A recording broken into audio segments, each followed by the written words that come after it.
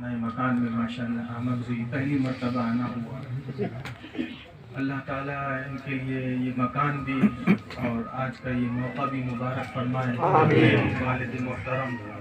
مشفق مہربان اور بزرگوں کی، ہمارے شیوخ حضرات کی بے پناہ محبت رکھنے والے جناب حضرت مولانا سید ساجد صاحب رحمہ اللہ کی فاتحہ کا موقع ہے۔ ان کے لیے ایصال ثواب میں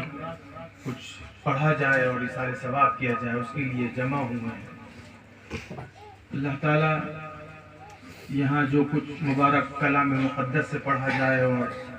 نعتیہ کلام ہو، جو کچھ نصائح کے کلمات ہوں، اللہ ان کو قبولیت کا درجہ آمین۔ اور اس سعی میں جو بھی قبولیت اللہ کی بارگاہ میں ہو، اس اجر میں اللہ تعالی ہمارے برادر طریقت محب جناب مولانا سید ساجد صاحب کو شریک فرمائے، آمین۔ ان کے حق میں قبول فرمائے، آمین، کیونکہ انہی کی وہ محنت اور کاوش رہی۔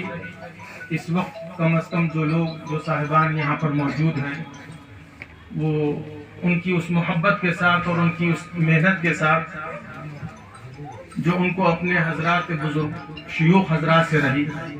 اس نسبت سے جو بھی انہوں نے تقاریر فرمائی، جو بھی بیانات کیے، جو بھی محافل منعقد کری، لوگوں کے قلوب کو جو بھی تاثیر ملی،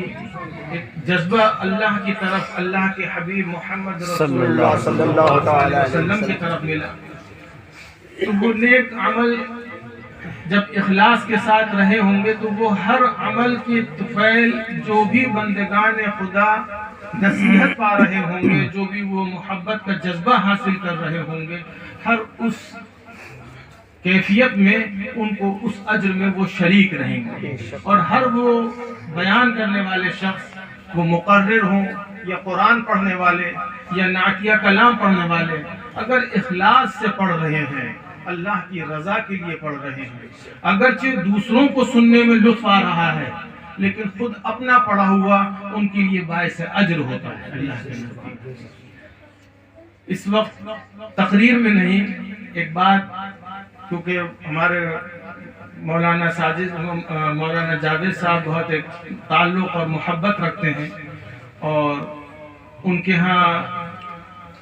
ہفتے میں غالباً جمعرات میں ہر پیر میں مجلس رہتی ہے کچھ ذکر کی، اس کا ہم کو انہوں نے بتایا، اور لوگ جو شریک رہے ان کے ہاں سے بھی خبر ملی۔ اس وقت اسی بات کی طرف اشارہ کرنا ہے کہ دیکھیے یہ تو سالانہ مجلس ہے، فاتحہ کے لیے جمع ہو گئے، کچھ پڑھا کرا دعا ہو گئی، لیکن وہ سادگی کے ساتھ اور خلوص کے ساتھ بنا بلائے جو مولانا جاوید صاحب سے تعلق رکھتے ہیں، وہ لوگ ان کے اس ذکر کی مجلس میں شریک ہوں اور خالصتاً للہ اس وقت جو بھی ذکر ہے، ختم شریف ہے، جو بھی مبارک کلام ہے، سادگی کے ساتھ پڑھیں۔ اس وقت ہم لوگوں کو جو اشد ضرورت ہے، ہم گناہگاروں کو، امت محمدیہ علیہ صحابہ والسلام کے امتیوں کو، وہ اس وقت اس کی ضرورت ہے کہ اپنے چھوٹے چھوٹے وہ حلقہ ذکر جو ہیں ان کو پرفیض کریں۔ دیکھیے بزرگوں کی نسبت سے تو ذکر پڑھا جائے گا، اس میں کوئی شک نہیں کہ ہم اگر ختم خواجگان یا ختم دیگر حضرات کا، ختم قادریہ کچھ کلام پڑھ رہے ہیں اور دعا کر رہے ہیں تو وہ تو نسبت بزرگوں کی طفیل پڑھ رہے ہیں، کہ ان حضرات کے زبان زرد وظیفے تھے جو انہوں نے اپنے حلقے میں اپنے خاص لوگوں کو ان کی طلب پر دیا، اور وہ ایک معمول بنا، اور سلسلے کی برکت کے طفیل وہ ہم تک پہنچا، ہمارے بڑے حضرات تک، اور ان سے ہم کو یہ تحفہ ملا۔ تو دراصل ان بڑے حضرات اکابر کا وظیفہ اگر ہم آج ادا کر رہے ہیں، اس کی وجہ یہ ہے کہ بیچ میں جو حضرات گزرے ہیں انہوں نے جس محبت اور ادب کے ساتھ ان وظیفوں کا معمول رکھا، اور ہم کو ہماری وہ شخصیات، بزرگ شخصیات جو ہمارے سامنے تھی، جن کی بزرگی کا اثر ہمارے قلب پر ہوا، ہم دراصل ان حضرات کی طفیل ان بڑے حضرات سے وابستگی رکھتے ہوئے، اگر ان حضرات کے معمول اس طریقے پہ نہ ہوتے اور ان کے وظائف کا وہ طریقہ ہمیں نہ معلوم ہوتا، ان کے طریقہ پڑھنے کا، تو ہمارے دل پر وہ اثر نہ کھلتا۔ جس احترام سے اور جس سکون اور طمانیت سے ادب سے انہوں نے وظیفے پڑھنے کا معمول رکھا، چاہے کم رکھا لیکن جب ادا کرا تو بڑے اہتمام اور سکون اور طمانیت سے وقار سے پڑھا، اور اس وقت معلوم ہوتا تھا کہ جیسے دنیا کی اور کام سب ان کے لیے ہیچ ہو گئے، نیچے ہو گئے ہیں، اب اس وظیفے کو جب پڑھ رہے ہیں تو پوری یکسوئی کے ساتھ وہ پڑھ رہے ہوتے۔ یہی ان کی وہ تاثیر کہ ان کا جلال، ان کا مزاج وہ اور وقتوں میں کچھ اور نظر آتا تھا، لیکن جب وہ اپنے بزرگوں کے وظیفے میں بیٹھتے تھے تو کچھ اور ہو چکے ہوتے۔ وہی وہ تاثیر ہے جو قلوب پر اثر کرتی ہے۔ کلمات تو بہت کچھ مبارک ہیں، لیکن ان کلمات کو ہم کس نسبت سے پڑھ رہے ہیں اور کس کی تلقین سے پڑھ رہے ہیں، اس کو اگر محفوظ رکھنا ہے، آج ہم کو اگر محفوظ رکھنا ہے، کتابوں میں تو محفوظ ہے، لکھا ہوا ہے، لیکن تاثیر کو محفوظ رکھنا ہے تو آپ کو اور ہم کو اپنے احوال، اپنی فکر، اپنی نگاہ، اپنی نیت کو درست کر کے رکھنا ہو۔ اگر یہاں ہم بگڑے تو وہ تاثیر سب بگڑ جائے گی۔ کتابوں میں بہت کچھ لکھا ہوا ملے گا آپ کو،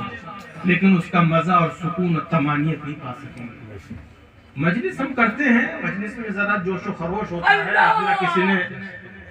نعت شریف میں جوش دکھایا، کسی نے کچھ پڑھنے میں، کسی نے کچھ بیان میں، لیکن جب وظیفہ پڑھا جائے گا بزرگوں کا، وہاں کوئی اس قسم کے جوش ہمیں کسی کو بتانا نہیں ہے، کسی کو دکھانا نہیں ہے، بلکہ جو شریک ہو رہے ہیں ان کو سب کو اپنے اپنے احوال پر دھیان رکھنا ہے۔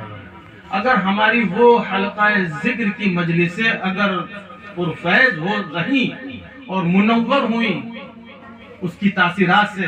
تو انشاءاللہ ہمارے لیے بڑی کامیابی اور بہت اللہ کی رحمت کی امید آج بھی قائم ہے۔ ورنہ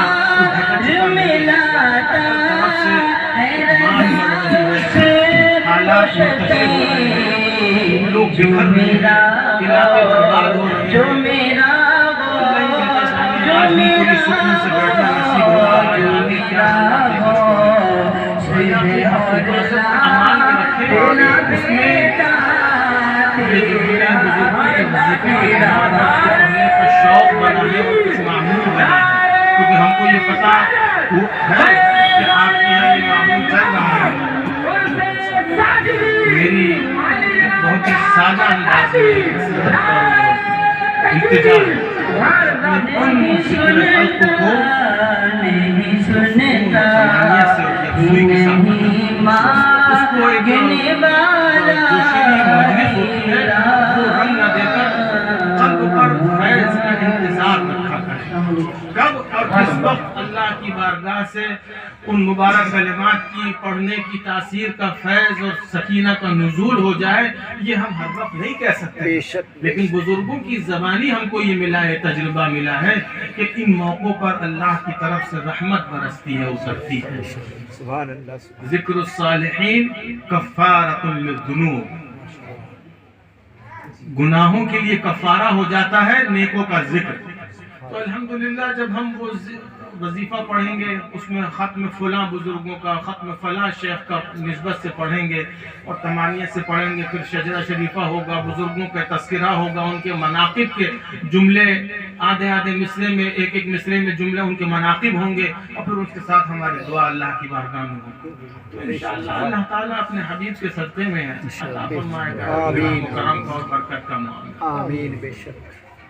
اس کی مثال ایسی ہے جیسے قورمہ بریانی عمدہ کھانا ہے، دعوت میں کھلایا جاتا ہے مرغن کھانے، لیکن ہر وقت میاں قورمے ہم روز روز نہیں کھا سکتے ہیں۔ روز کھانے جو ہیں وہ سادہ سبزی بھی ہے، ہلکی مرچ مسالے کا شوربہ بھی ہے،